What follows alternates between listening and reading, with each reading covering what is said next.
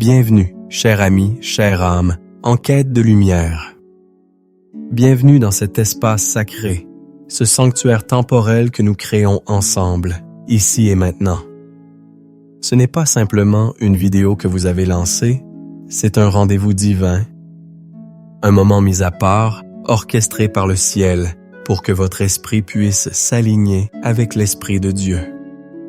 Le titre que vous avez lu n'est pas une simple accroche, c'est une promesse. Cette prière ouvre ton esprit à la révélation divine. Et c'est précisément ce que nous allons expérimenter. Ensemble, nous allons nous appuyer sur une vérité profonde, nichée dans la lettre de l'apôtre Paul aux Éphésiens, chapitre 1, versets 17 et 18. C'est notre clé, notre ancre théologique pour le voyage d'aujourd'hui. Je veux vous faire une promesse solennelle. Si vous vous engagez dans ce temps, si vous résistez à la tentation de la distraction, si vous offrez à Dieu non seulement vos oreilles, mais votre cœur tout entier, jusqu'à la fin de cette prière, le brouillard qui entoure vos pensées commencera à se dissiper. La confusion qui pèse sur vos décisions se transformera en clarté. La distance que vous ressentez, peut-être avec Dieu, se muera en une intimité renouvelée. Vous ne repartirez pas de ce moment tel que vous y êtes entré. Une illumination est disponible pour vous. Une parole de Dieu, une révélation personnelle, attend de trouver le chemin de votre cœur. Alors, je vous invite à faire le premier pas. Préparez votre âme. Trouvez un lieu où vous ne serez pas dérangé, ne serait-ce que pour la durée de notre rencontre. Fermez les autres onglets. Mettez votre téléphone en mode silencieux. Considérez ceci comme votre entrée dans le Saint des Saints. Et pour marquer votre engagement, pour sceller votre intention, écrivez simplement dans l'espace des commentaires « Seigneur, j'ouvre mon cœur ». Que ce soit votre acte de foi initial. Que le Père de gloire, le Dieu de notre Seigneur Jésus-Christ, TAS, nous rencontre maintenant. Je sais pourquoi vous êtes ici. Je le sais parce que je ressens cette même aspiration dans ma propre âme et je l'entends dans le cœur de tant de personnes. Vous êtes ici parce que vous êtes fatigués du bruit.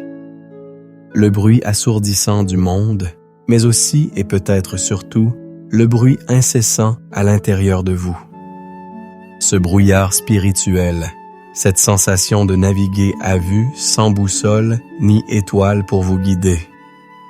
Vous vous levez le matin et avant même que vos pieds ne touchent le sol, une vague d'anxiété vous submerge.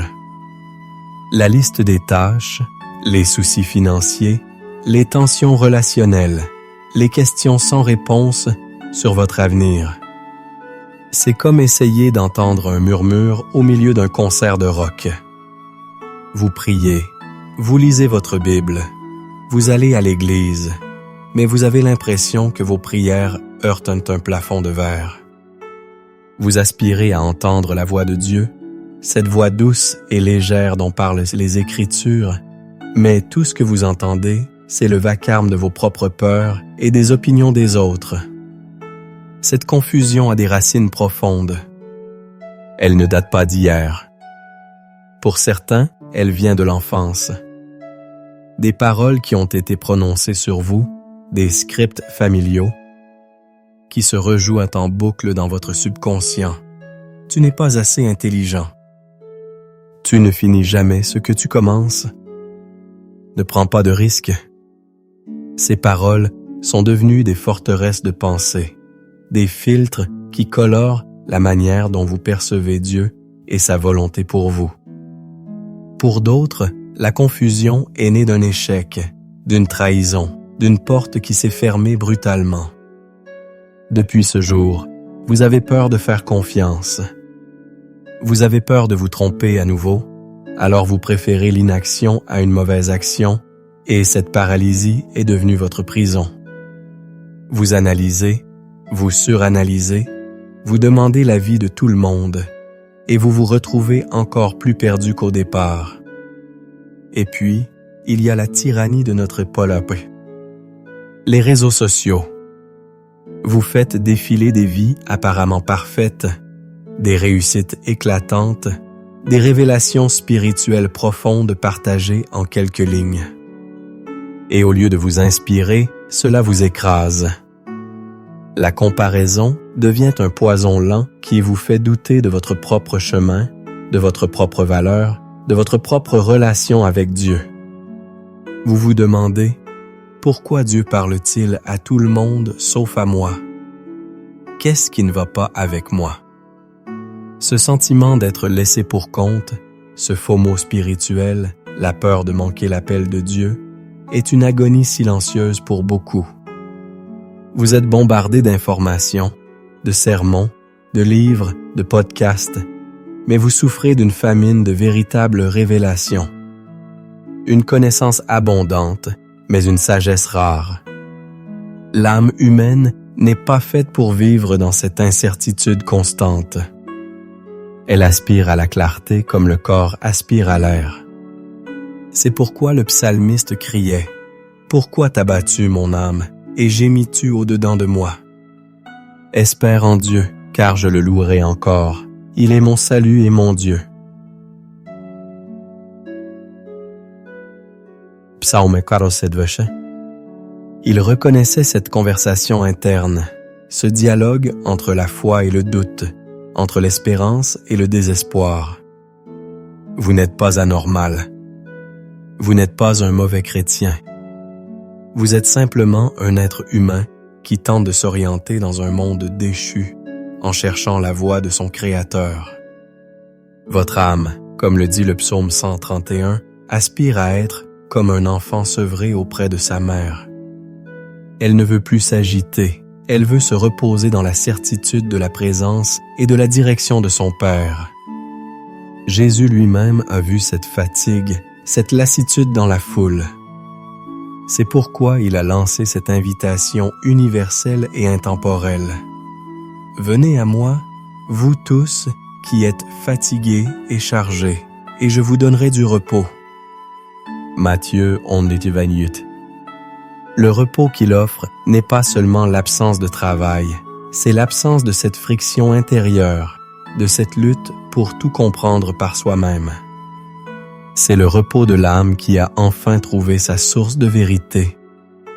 Sachez-le, ressentez-le au plus profond de votre être. Dieu voit votre lutte. Il voit vos nuits blanches, vos larmes silencieuses, vos questions criées dans le vide. Il n'est pas un Dieu distant et indifférent, agacé par votre confusion. Il est le Père qui voit son enfant perdu dans la brume et qui allume un phare puissant pour le guider vers la maison. Le problème n'a jamais été sa volonté de parler. Le problème est notre capacité à recevoir. Notre esprit est encombré. Nos oreilles spirituelles sont bouchées par les débris de la vie. Mais aujourd'hui, nous allons demander au divin architecte de faire le ménage. Nous allons lui demander de faire taire les voix qui ne sont pas la sienne et d'amplifier la sienne. La solution existe. Elle est biblique. Elle est accessible. Et elle commence par comprendre la nature de la révélation que Dieu veut nous donner. Pour sortir du brouillard, nous avons besoin de lumière. Pas n'importe quelle lumière. Pas la lumière artificielle de l'intelligence humaine, ni la lumière vacillante des opinions populaires. Nous avons besoin d'une lumière divine, une illumination qui vient d'en haut. C'est le cœur de la prière de l'apôtre Paul pour les croyants d'Éphèse, et c'est notre feuille de route aujourd'hui. Examinons ce passage, Éphésiens 1, versets 17 et 18, avec la précision d'un horloger et la ferveur d'un pèlerin. Paul prie, afin que le Dieu de notre Seigneur Jésus-Christ, le Père de gloire. Arrêtons-nous ici. La source de la révélation est cruciale. Elle ne vient pas de nos efforts, de notre discipline ou de notre mérite.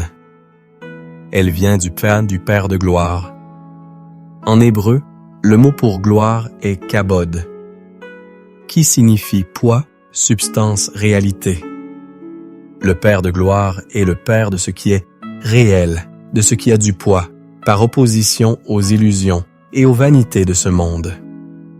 Lorsque nous demandons la révélation, nous demandons de voir les choses telles qu'elles sont réellement du point de vue de l'éternité. C'est une prière pour passer de l'ombre à la substance. Paul Continus vous donne un esprit de sagesse et de révélation. Voici les deux outils que le Père de gloire veut nous accorder. Regardons les mots grecs originaux. La sagesse ici est sophia. Ce n'est pas la simple connaissance gnosis, l'accumulation de faits. La sophia est la capacité divine de voir le plan d'ensemble, de comprendre le pourquoi. Derrière le quoi, c'est la sagesse qui a permis à Salomon de juger entre les deux femmes, la sagesse qui a permis à Joseph d'interpréter les songes et de gouverner l'Égypte. C'est la perspective de Dieu sur votre situation. Ensuite, il y a la révélation apocalypsis. Ce mot signifie littéralement un dévoilement. L'acte de tirer un rideau pour révéler ce qui était caché.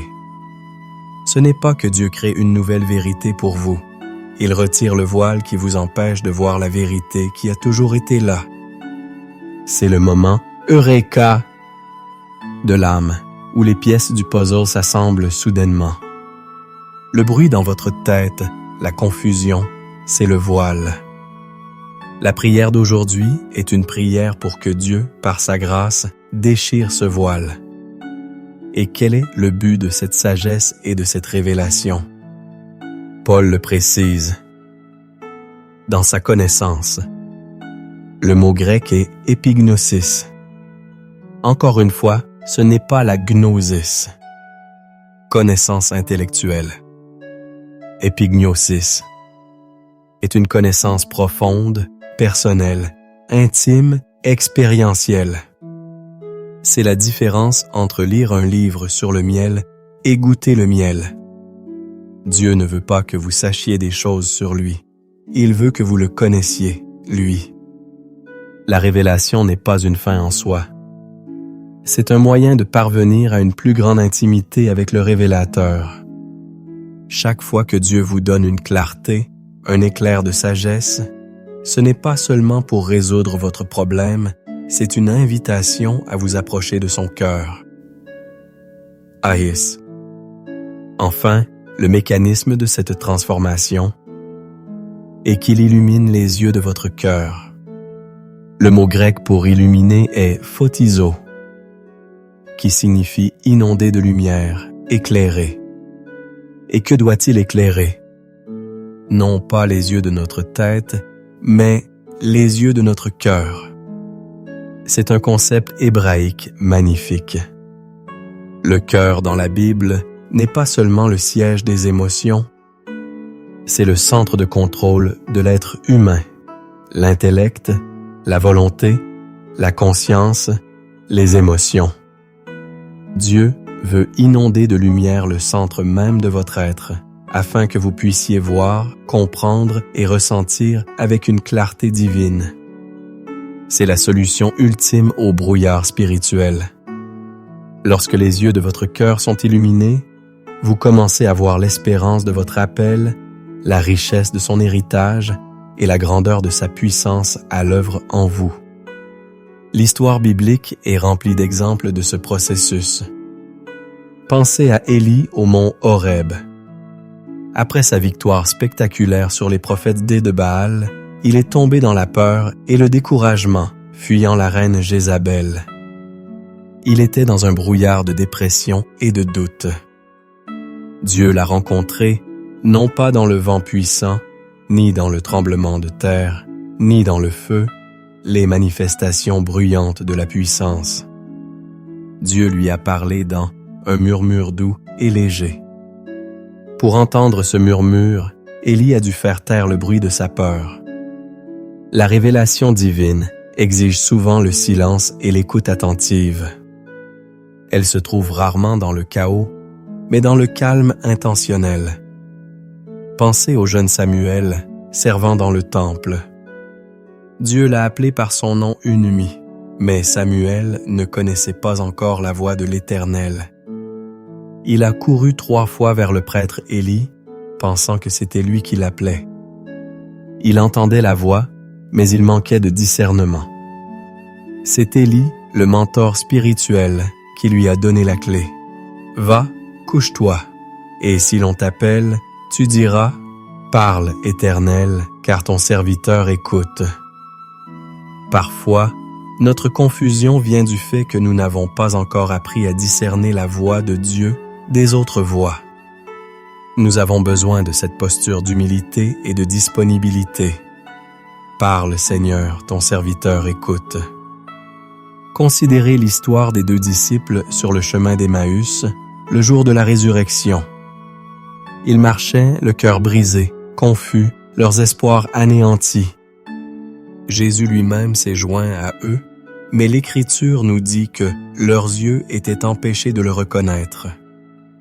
Ils avaient l'information, les prophéties, les récits des femmes, mais ils n'avaient pas la révélation.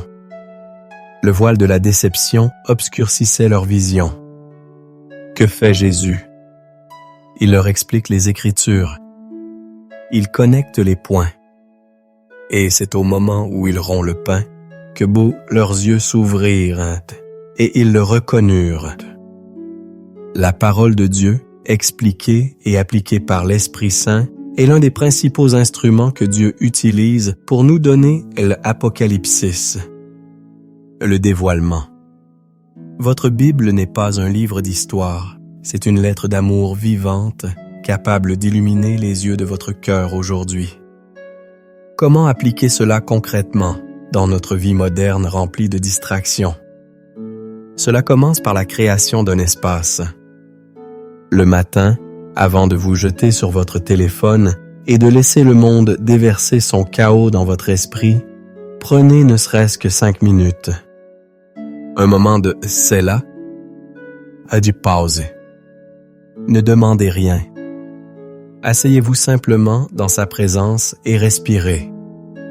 Offrez-lui le silence de votre âme.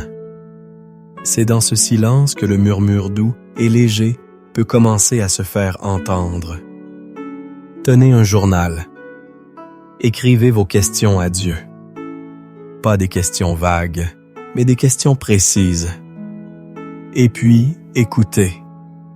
Écrivez ce qui vous vient à l'esprit, une pensée, une image, un verset. Apprenez à discerner sa voix. Sa voix apporte toujours la paix, même lorsqu'elle défie. Elle édifie, elle n'accuse jamais. Elle apporte la clarté, pas plus de confusion. C'est une discipline, un muscle spirituel qui se renforce avec la pratique. Aujourd'hui, par la prière, nous allons demander au Seigneur de commencer ce travail en nous, ou de l'accélérer. Maintenant que notre intelligence a été nourrie par la vérité de la parole, il est temps de positionner notre cœur pour recevoir. Une prière puissante ne naît pas seulement de la connaissance, mais d'un cœur préparé. C'est le moment de passer de l'écoute à la participation active. Je vais vous guider à travers 3 étapes, simples mais profondes, pour préparer le terrain de votre âme. Premièrement, la repentance. Non pas une repentance pour des péchés graves, mais une repentance pour quelque chose de plus subtil. Le péché de l'indépendance. Nous nous repentons d'avoir essayé de tout comprendre par nous-mêmes, de nous être appuyés sur notre propre intelligence au lieu de nous confier en lui de tout notre cœur, comme le dit Proverbe 3. Prenons un instant pour dire silencieusement au Seigneur: Père, pardonne-moi d'avoir fait confiance à ma propre sagesse plus qu'à la tienne. Pardonne-moi pour les moments où j'ai cherché des réponses partout, sauf en toi. La Bible dit dans 1 Jean 1:9, « Si nous confessons nos péchés, il est fidèle et juste pour nous les pardonner et pour nous purifier de toute iniquité. » Recevons ce pardon maintenant. Deuxièmement, le pardon. Un cœur rempli d'amertume, de ressentiment ou de non-pardon est comme une vitre sale. La lumière peut être là, mais elle ne peut pas passer. Le ressentiment crée un bruit spirituel incroyable qui nous empêche d'entendre clairement. Pensez à une personne qui vous a blessé, une situation qui vous a laissé un goût amer. Au nom de Jésus, faites le choix de relâcher cette personne. Le pardon n'est pas un sentiment, c'est une décision. C'est un acte d'obéissance qui débloque le ciel. Jésus a dit, « Si vous pardonnez aux hommes leurs offenses, votre Père céleste vous pardonnera aussi. » As. Matthieu 6,14. En pardonnant, nous nettoyons le canal de communication entre nous et Dieu. Troisièmement, la reddition. C'est l'acte de déposer nos fardeaux, nos plans, nos désirs et nos peurs à ses pieds. Imaginez que vous tenez toutes vos préoccupations dans vos mains. Serrez très fort. Maintenant, ouvrez vos mains et élevez-les vers le ciel. C'est un acte prophétique de reddition. Dites-lui, « Seigneur, je te donne mes plans pour mon avenir. Je te donne mes soucis financiers. Je te donne cette relation compliquée. Je te donne ma confusion. Je ne veux plus porter cela tout seul. Non ma volonté, mais la tienne soit faite. » L'apôtre Jacques nous rappelle que la prière fervente du juste a une grande efficace. Jacques 5,16. Un cœur purifié par la repentance, libéré par le pardon et soumis par la reddition est un cœur juste, pratique, à prier une prière efficace. Votre cœur est maintenant prêt. Entrons ensemble avec audace dans le trône de la grâce. Prions. Père de gloire, Dieu de notre Seigneur Jésus-Christ, nous nous approchons de toi, non pas sur la base de nos mérites, mais par le sang précieux de l'agneau, Jésus-Christ. Nous entrons dans tes parvis avec reconnaissance, dans ta présence avec des chants de louange. Tu es la lumière du monde, et en toi, il n'y a pas de ténèbres. Tu es le commencement et la fin, l'alpha et l'oméga. Tu es le conseiller admirable, le prince de la paix. Tu es celui qui sonde les cœurs et les reins, celui qui connaît nos pensées avant même qu'elles ne se forment sur nos lèvres. Il n'y a rien de caché pour toi. Nous te louons parce que tu es un Dieu qui désire se révéler. Tu n'es pas un Dieu qui se cache, mais un Dieu qui nous cherche. Tu as parlé à travers les prophètes, tu as parlé à travers ton Fils Jésus, et tu parles encore aujourd'hui par ton Saint-Esprit. Nous te bénissons, Éternel notre Dieu, Roi de l'univers, qui nous a sanctifiés par tes commandements et qui nous a commandé d'étudier ta parole.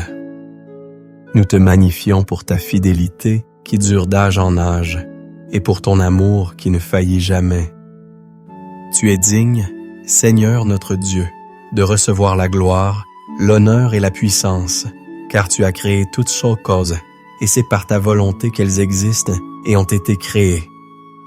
Seigneur, nous venons maintenant devant toi avec un cœur humble et contrit.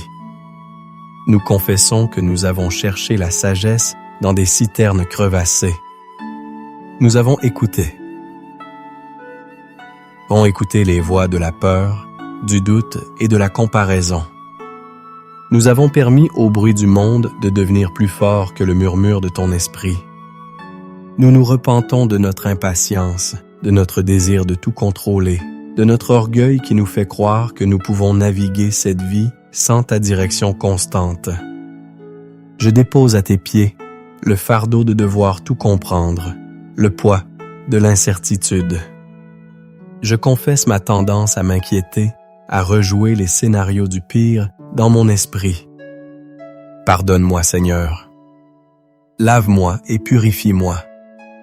Crée en moi un cœur pur, ô Dieu, et renouvelle en moi un esprit bien disposé. ne me rejette pas loin de ta face, ne me retire pas ton Esprit Saint. Rends-moi la joie de ton salut, et qu'un esprit de bonne volonté me soutienne. Maintenant, Père, sur la base de ta parole qui est saillie et la vérité, je prie et je proclame Éphésiens 1, versets 17 et 18 sur ma vie. Au nom puissant de Jésus, je te demande, Père de gloire, de me donner un esprit de sagesse et de révélation dans ta connaissance. J'ouvre mon esprit et mon cœur pour recevoir la sagesse d'en haut, la Sophia, qui voit au-delà des circonstances. Je demande l'apocalypsis, le dévoilement de ta volonté, de tes plans et de tes desseins pour ma vie. Je ne veux plus être aveugle aux réalités spirituelles. Ouvre mes yeux, Seigneur, pour que je contemple les merveilles de ta loi, comme le dit le psaume 119. Je déclare que ta parole est une lampe à mes pieds et une lumière sur mon sentier. Père, je te demande d'inonder de lumière, de photizo, les yeux de mon cœur. Que toute zone d'ombre, de confusion, de déception soit chassée par l'éclat de ta présence. Illumine ma compréhension, illumine ma volonté, illumine mes émotions. Montre-moi l'espérance à laquelle tu m'as appelé. Révèle-moi les richesses de la gloire de ton héritage que je possède en Christ. Fais-moi expérimenter la grandeur surabondante de ta puissance qui agit en moi, cette même puissance qui a ressuscité Christ d'entre les morts. Et maintenant, au nom de Jésus, j'entre dans le combat spirituel contre l'ennemi de mon âme qui aime semer la confusion. Je prends l'autorité que tu m'as donnée en Christ. Je me tiens sur la vérité que les armes avec lesquelles nous combattons ne sont pas charnelles, mais elles sont puissantes par la vertu de Dieu pour renverser des forteresses.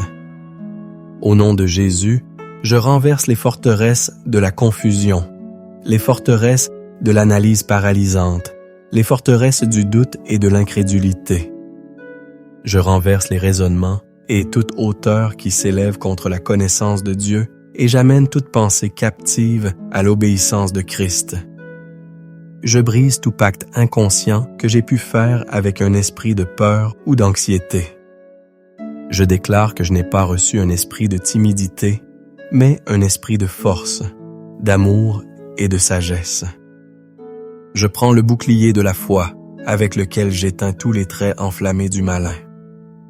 Toute arme forgée contre moi sera sans effet, et toute langue qui s'élèvera en justice contre moi, je la condamnerai. Tel est mon héritage au nom de Jésus. Le brouillard doit se dissiper. L'obscurité doit fuir. La clarté de grâce est ma portion. Enfin, Saint-Esprit, je t'invite à venir remplir chaque partie de mon être. Là où il y avait de l'anxiété, remplis-moi de ta paix qui surpasse toute intelligence. Là où il y avait de la confusion, remplis-moi de ta clarté et de ta direction. Là où il y avait de la lassitude, remplis-moi de ta force et de ta vitalité. Restaure mon âme. Guide-moi sur les sentiers de la justice à cause de ton nom. Je suis ton temple, et je te consacre à nouveau mon esprit, mon âme et mon corps. Fais de moi un canal de ta révélation, non seulement pour moi-même, mais pour bénir les autres. Apprends-moi à discerner ta voix de plus en plus clairement chaque jour. Que mes oreilles spirituelles soient ouvertes et sensibles à tes impulsions. Parle, Seigneur, car ton serviteur écoute. Au nom glorieux et puissant de notre Seigneur et Sauveur, Jésus-Christ. Amen.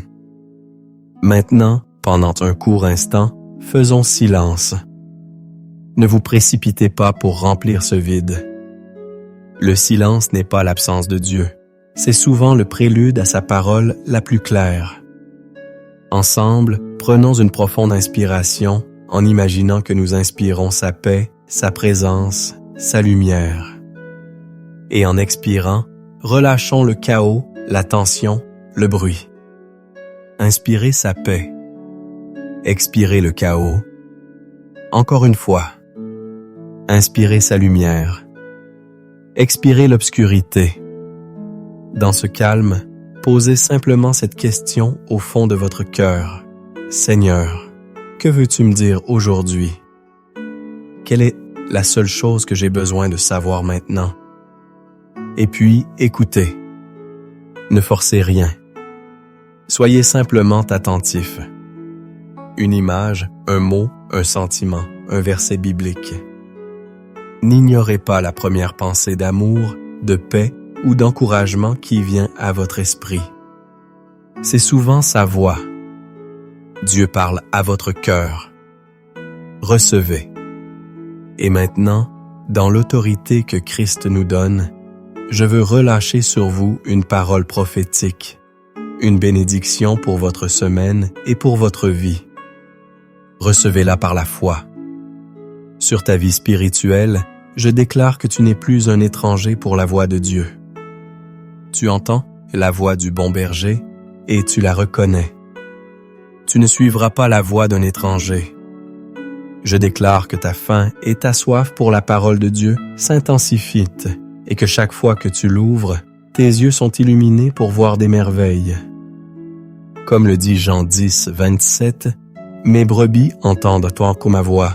Je les connais et elles me suivent. » Sur ta santé physique et mentale, je déclare que la lumière de Dieu chasse toute ombre de maladie, de dépression et d'anxiété. Je proclame la guérison divine sur ton corps, de la tête aux pieds. Je déclare que tu possèdes un esprit saint dans un corps saint. Comme le dit Ésaïe 53 et 5, c'est par ses meurtrissures que nous sommes guéris.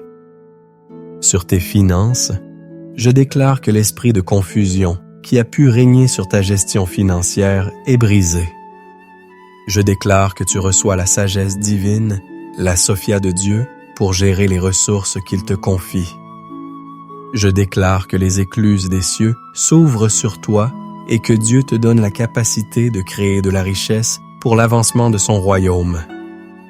Comme le dit Deutéronome 20 puis 12, « L'Éternel t'ouvrira son bon trésor, le ciel, pour envoyer à ton pays la pluie en son temps et pour bénir tout le travail de tes mains. » Sur ta famille et tes relations, je déclare que la lumière de la révélation de Dieu pénètre dans chaque situation tendue, apportant la compréhension, le pardon et la réconciliation. Je déclare sur tes enfants qu'ils sont tous instruits par l'Éternel et que leur paix est grande. Je déclare que ton foyer est un havre de paix, une lumière dans ton quartier. Comme le dit Ésaïe 54, 13, « Tous tes fils seront disciples de l'Éternel, et grande sera la prospérité de tes fils. »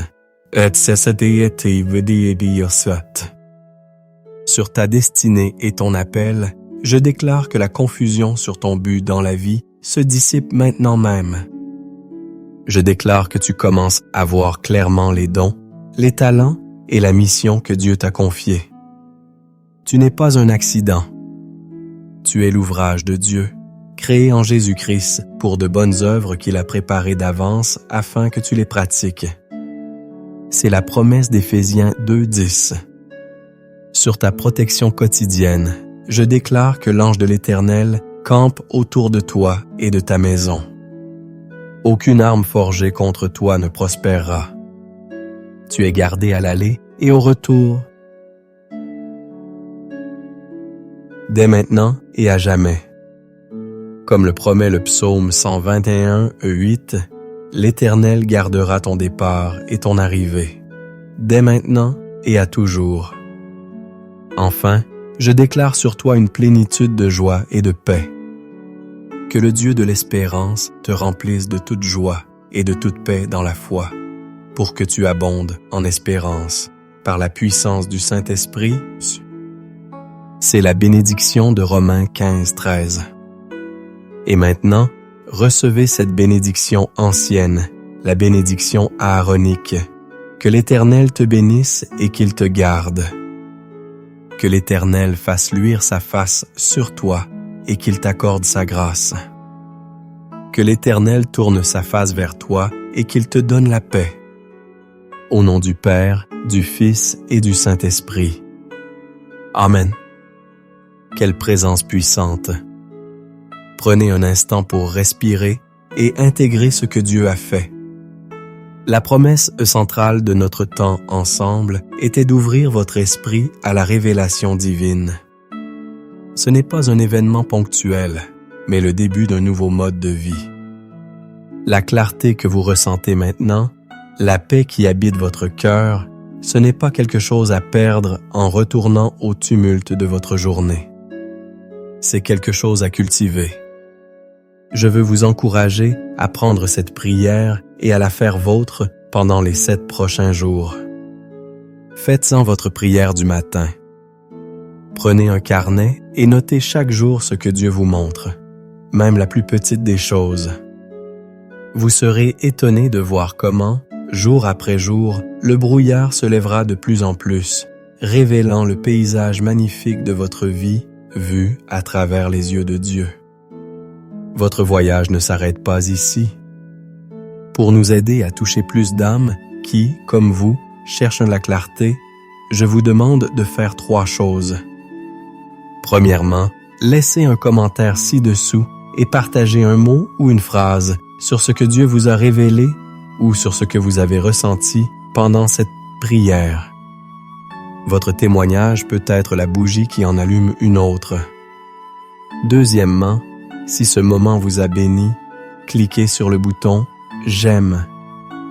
Cela indique à l'algorithme que ce contenu a de la valeur et qu'il doit être montré à d'autres personnes qui en ont désespérément besoin. Troisièmement, partagez cette vidéo. Pensez à une personne dans votre vie qui navigue dans le brouillard en ce moment et envoyez-lui ce lien. Ce pourrait être la réponse à sa prière. Et bien sûr, si ce n'est pas déjà fait, abonnez-vous à la chaîne et activez la cloche pour ne manquer aucun de nos futurs rendez-vous divins. Pour continuer sur cette lancée, je vous recommande de regarder ensuite notre prière basée sur le psaume 81 pour vaincre l'anxiété et marcher dans la protection divine. Vous la trouverez dans la playlist affichée à l'écran. Merci d'avoir consacré ce temps précieux. N'oubliez jamais, vous êtes un enfant de la lumière. Marchez comme tel. Soyez bénis et marchez dans la clarté et la faveur du Seigneur.